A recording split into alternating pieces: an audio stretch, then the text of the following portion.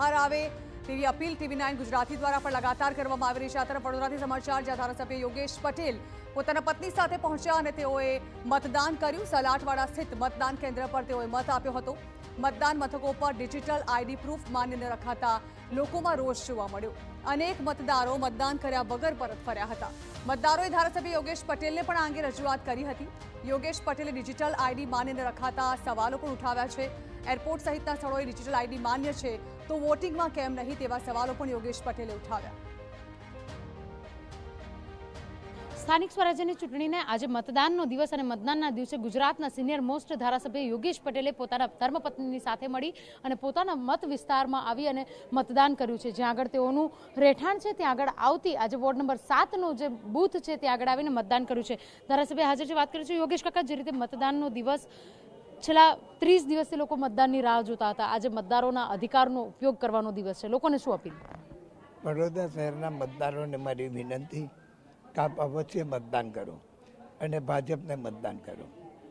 આજે અમે સાદા મંદિર હાઈસ્કૂલમાં હું ને મારા પત્ની મતદાન કરવા આવ્યા છે।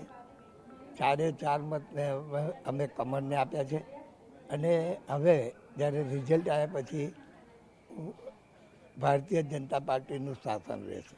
કાકા, આપનો જે વિધાનસભા છે માંજલપુર વિધાનસભા વોર્ડ નંબર 18ની અંદર મતદાન શરૂ થાય તે દરમિયાન જ જે રીતે EVM ખોટકાયું, લોકોને પોણો કલાક સુધી લાઈનોમાં ઊભું રહેવું પડ્યું, ક્યાંક ટેકનિકલ ખામી પહેલેથી તૈયારીઓ જોવી પડતી હતી?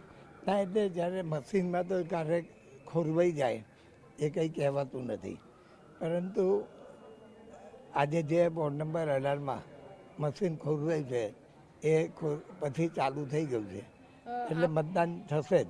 બિલકુલ, આપ અહીંયા આગળ મતદાન કરવા માટે આવ્યા ત્યારે પણ લોકોએ આપને રજૂઆત કરી કે પુરાવાઓ ડિજિટલ હોવા છતાં તે લોકો માન્ય નથી રાખી રહ્યા। ડિજિટલ ઇન્ડિયા તરફ એક તરફ જે રીતે આપણે વાત કરીએ છીએ, બીજી તરફ આ પ્રકારનું જે રીતે વલણ અપનાવવામાં આવી રહ્યું છે તેને લઈને શું કહેશો? એમને ચૂંટણી પંચનો જે નિયમ છે એ નિયમ મુજબ જ મતદાન થશે। તો લોકો રોષે પણ ભરાયા છે કે અમારા મત અધિકારનો ઉપયોગ છીનવાઈ રહ્યો છે। એ નહીં, હવે એ તો સાચી વાત છે।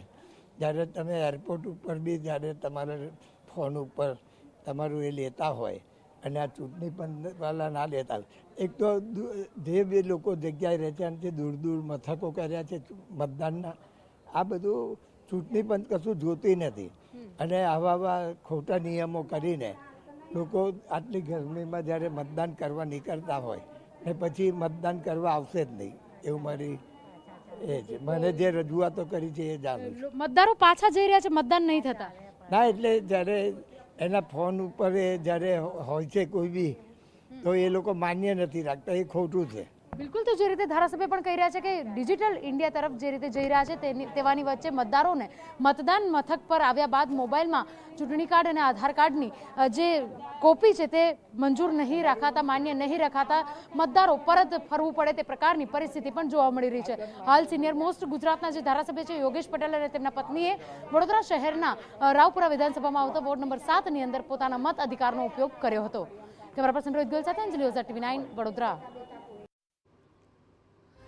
તો વડોદરા ખાતે યોગેશ પટેલ મતદાન કરવા માટે પહોંચ્યા હતા પોતાના પત્ની સાથે। જો કે તેમના સામે કેટલીક ફરિયાદો પણ આવી। મતદારોનું કહેવું હતું કે ડિજિટલ ID પ્રૂફ જે છે તે માન્ય નથી રાખવામાં આવી રહ્યું, જેને કારણે તેઓને પાછા ફરવું પડી રહ્યું છે।